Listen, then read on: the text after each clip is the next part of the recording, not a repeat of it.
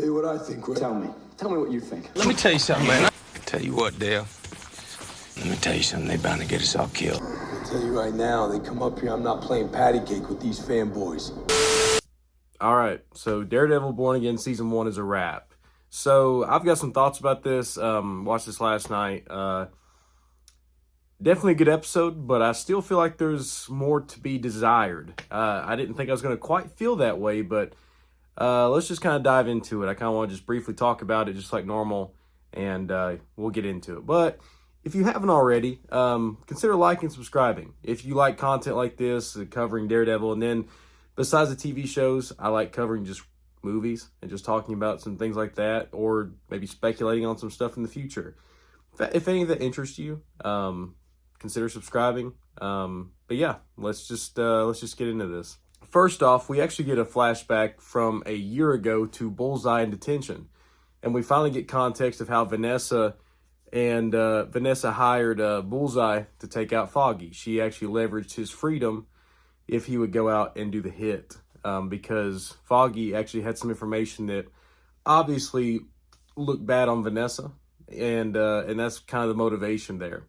But she gets Ben to sign, and that's kind of where we pick back up to where we get a quick, brief flash of Bullseye aiming for Vanessa at the ball, and then he shifts his focus on Fisk, pulls the trigger, and hits Matt.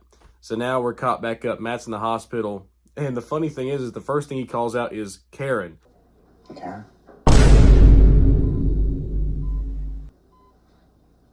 It's the drugs. And Heather's right there, and she's just like distraught. And, I didn't feel bad because my whole opinion of Heather has went down the toilet since episode 8, where she was super critical of Daredevil and Muse, and she's like, yeah, Daredevil and Muse are just two boys in masks that are underdeveloped. They're like the same thing. And Matt's like, no, they're not. And she's like, Daredevil didn't save me. I saved me. Like, like, what are you talking about? Daredevil saved you. I saved me. I saved me.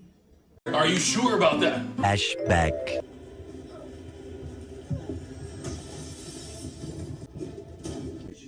I saved me. What are you talking about? Like, yeah, Heather just got on my nerves, so that really didn't bother me that she just kind of got sidelined right there. And Matt immediately, McDuffie's in the room too, and Matt's like, hey, we need to watch out for Fisk. This is what was going on with Foggy. Do you remember anything else from that night that Foggy died? Heather kind of gets a little upset, and she's like, yeah, I'll just see you later. She leaves. We cut back with Fisk, and Fisk and Buck are talking about Matt and how he's doing, and Fisk as well. It'd be a shame if Mr. Murdoch succumbed to his injuries. He sends Buck to the hospital to basically end Matt. And Matt's laying in a bed, and he kind of hones in on someone's coming. And right when Buck's about to enter, the power grid completely goes down. New York goes dark. And New York's dark throughout most of this episode. But as soon as things go dark, Buck walks into the room, and obviously Matt's kind of escaped, and we see him walking out of the hospital. Now, miraculously, he makes it back to his apartment in nothing but a gown. And helicopters are out. Matt lays down on his couch, and he's like, man, you're the last person I expected to see. And the camera moves, and you see Frank already in the apartment. He's clean shaven. He's got his hair cut. He's got his Punisher look. And they even say that too. Matt's like, is the hair cut and shave, is that all for me? And then the Punisher, Frank comes back and says, is that your new costume, that nightgown? You gonna fight with your rear end hanging out? I'm gonna do it with your ass hanging out. And they clock that there's some people coming to the apartment, so Matt gets dressed. And the task force goes inside, and they're trying to scan the perimeter, look around the place. And Daredevil and Punisher come in, break through the glass, and they start taking these guys out. Now, obviously, Matt's just beating the crap out of them, even with a shoulder wound where he's shot, and you can tell. But Frank comes in there just holding nothing back. He literally basically curb stomps a guy on a countertop, which is just, it was crazy. Like, I love to see the Punisher doing what he does best, and it feels like it's been a long time since we've seen that, especially from Jon Bernthal. But they kind of clear the room, and they come down to the last guy. I think his name is Cole, I want to say. Frank throws a knife and kind of pierces his hand up on the wall. And then they find a bullet casing that he had shot with the Punisher logo. And Frank's like, hey, Matt, or Red. He said, hey, Red, isn't this the bullet casing? Is this familiar? And Matt picks it up and shows it to him. He says, you're the one who killed Hector. And he starts struggling with his emotions and thinking about Hector. Any normal person would want to kill him, but he knows that that's not right. And Frank is over there trying to provoke him. He's like, do it, man. Do it. And they start arguing at the worst possible time. They start hollering at each other about who's man enough and why they do what they do. And Matt tells him just to shut up because they hear a grenade tossed into the apartment. Grenade. And Matt and Frank jump off the balcony, and Matt grabs Frank and throws out a baton. And all you see is just the top of a car cave in where they landed. And Matt's apartment's just blown up. So I assume there's all of his other suits in there too, and obviously his personal belongings. And they're just walking down the street like, yep, that just happened. And as soon as they're walking down, they actually get, you see a little Honda Civic pull up and flash their headlights at him, and Karen's actually comes out. Get in. Shotgun. And that kind of gives some explanation to what we heard earlier in the apartment where he tells Frank, he said, what are you even doing here? And Frank's like, well, I got a call. This is my fight. I kind of changed my mind. And Matt learns that Karen is the one who called Frank after Bullseye escaped prison. So they're kind of hanging out at Frank's compound. They're getting stitched up. And then Matt and Karen start talking back and forth about Foggy's case. And Matt's like, I must have missed something. The hit on Foggy was by Bullseye. It was by Vanessa Fisk. He gives her all the details. And Karen's like, well, we still have some of his Foggy's case files and stuff, but they're locked away. Let's go after him. So they go to a storage unit, and they actually find a lot of this stuff. And we really get a nice callback to, I think it was Daredevil Season 1, when we get a flashback with Foggy and Matt in college. El Grande, how do you say lawyers in Spanish? Lawyers? Abogados. El Grande Avocados. That's not Spanish. That's fruit. Matt picks up a little thing out of a box that says this. And Karen's like, I didn't get the joke. And Matt explains, what happened and stuff. It is a nice callback. But they also find his case files, and they learned that the Red Hook port, which has been a big name throughout the entire season so far, they find out what Foggy was after and why it's so dear to the Fisk. And that is that it is tax exempt. It's basically law exempt. It's kind of exempt from any scrutiny under the law. And that's why they want it. They can export and import. They can make money. They can do anything they want, and it looks legal. Foggy knew this, and that's why he was silenced. But I like that we got to see Matt and Karen kind of repair their relationship finally. And you can tell that Karen still has feelings for Matt, and then Matt still has feelings for Karen. And then I think Frank still has some feelings for Karen too. We know that. And Matt even talks about how he's like, I heard y'all's heartbeat. And she's like, well, what about when I saw you? And Matt's like, yeah, I heard your heartbeat too. And Fisk is like, we don't need vigilantes. He starts going crazy. He's having a crash out. And he's like, we're going to outlaw everybody. We're going to block off the city. We're going to do all this crazy stuff. And obviously his administration, is just kind of sitting there like, I guess we'll do that. And that one woman, she's looking terrified. Like, she's like, I can't believe this is happening. And then the police commissioner, he's just over it. They walk outside, and the commissioner grabs that woman to the side, and he says, hey, I'm going to go to the governor. I'm going to try to get this stopped. He's the kingpin. Like, we have to do something about it. Can I count on you helping me? And she went, yeah. And he said, okay. But right before they have this exchange, she's actually alone with Fisk, and Fisk says, anybody who's not supporting this, send them home, or basically let me know. And we need to know who's loyal and who's not. And we learn later that she actually gave up to Fisk, that he had said he was going to go above him and do something about it, which we'll play into this later. Frank is back at his compound, and he's still listening to a radio that he stole off of a task force guy. And he hears Red Hook. So he heads over to the port, and he just walks in. And what's funny is the task force guy's like, oh my God, it's really him. And Frank just starts mowing these task force people down. I mean, just, he takes down several until they get just a little bit of an upper hand on him physically. And they basically restrain him. And Officer Powell, he's actually sitting there talking to Frank while everybody else is watching. He says, hey, we all admire what you do. We're fans. Work with us, like, don't make us do anything we don't want to, side with us. And Frank, I love his, the way he responds. He says, really? He said, y'all think you know my pain? You really think you understand my headspace of why I do what I do? And he's like, I'm not joining you. It's like, y'all are a disgrace, and then at the same time we cut back where Commissioner, I think it's Gallo, he's actually being driven by an old guy that he knew. He basically takes him right to Fisk. Gallo clocks in immediately that something's not right. He's been sold out. Something's not right. And Fisk basically makes an example of him right in front of some of the task force. I'm telling you, like, Netflix thought that they had, like, the most violent Marvel gruesome scene. Disney basically just said, hold my beer, and topped them. Because Fisk is beating up Gallo. And then finally he has his head in a headlock like this with his hands pressing up against the sides of his head. I'm starting to wonder if Fisk has got, like, superhuman strength or what's going on. He crushes this guy's head with his bare hands. And you see it. It does not cut away.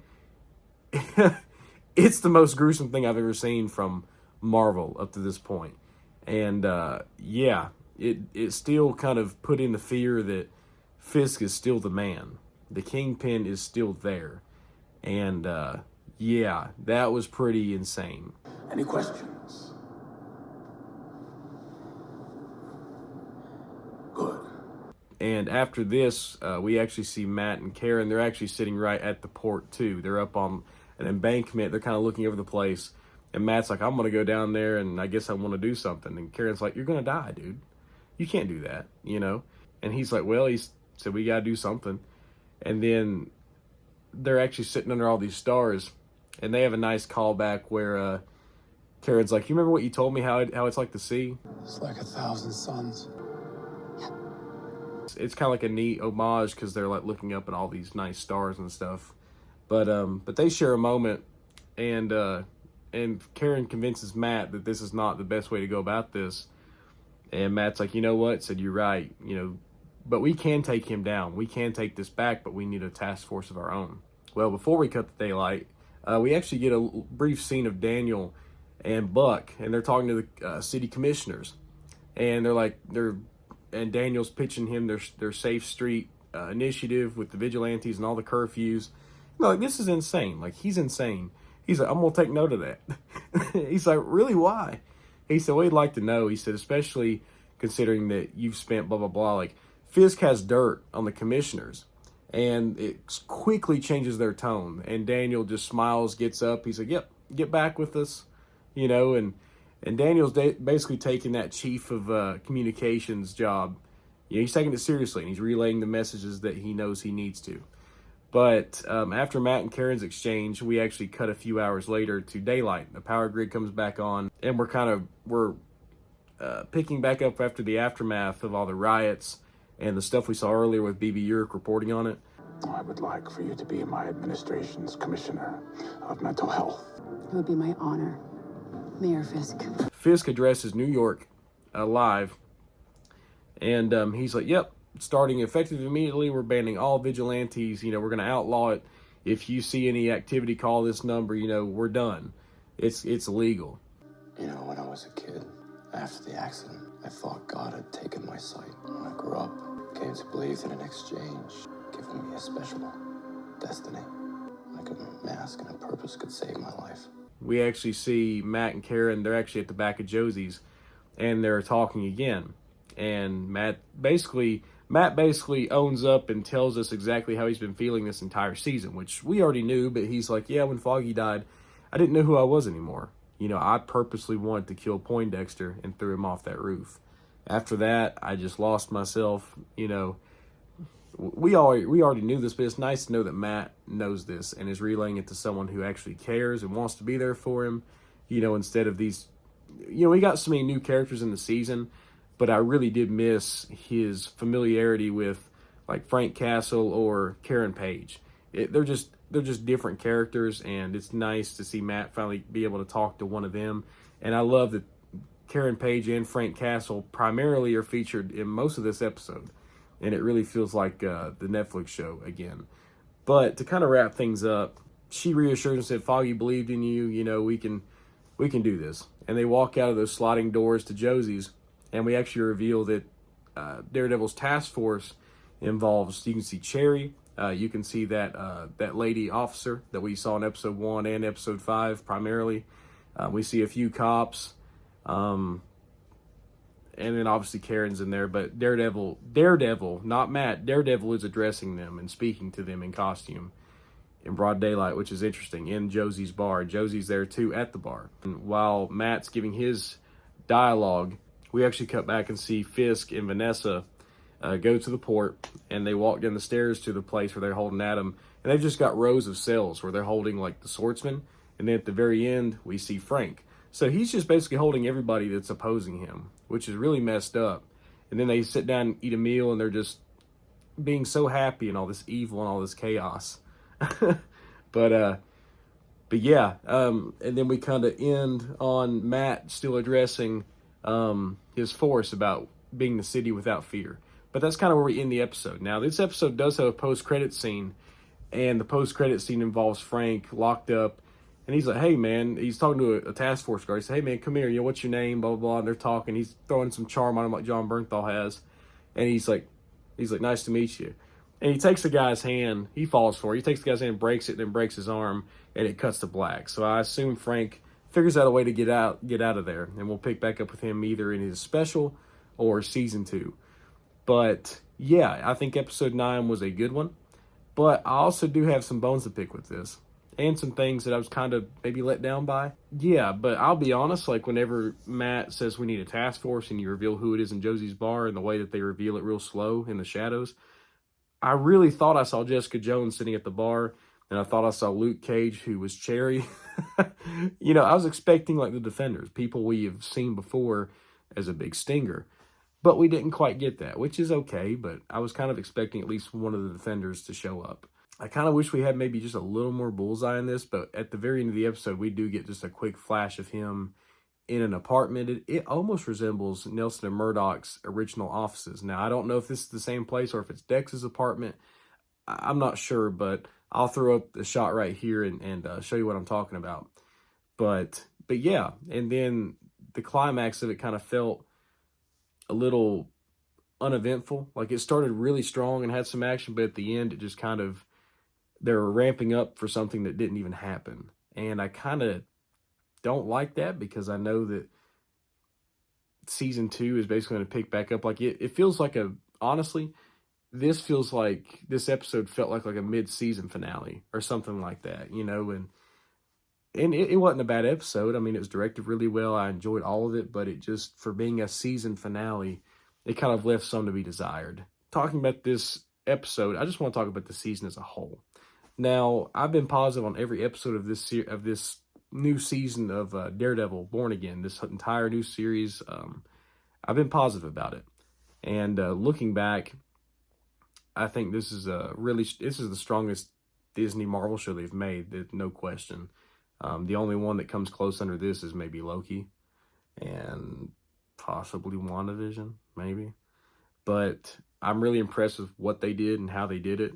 And I'm really looking forward to season 2 because they don't have the baggage of reshoots and a creative overhaul. They can just kind of start season 2 with a bang and get going with it because they know what they're doing. And I'm excited to see it. But season 1, I think it was good. If I had to give it something out of a 10, I would say season 1 is probably I'm somewhere between a 7 or an 8, maybe an 8 out of 10. I think maybe an 8 out of 10. I think that's pretty fair.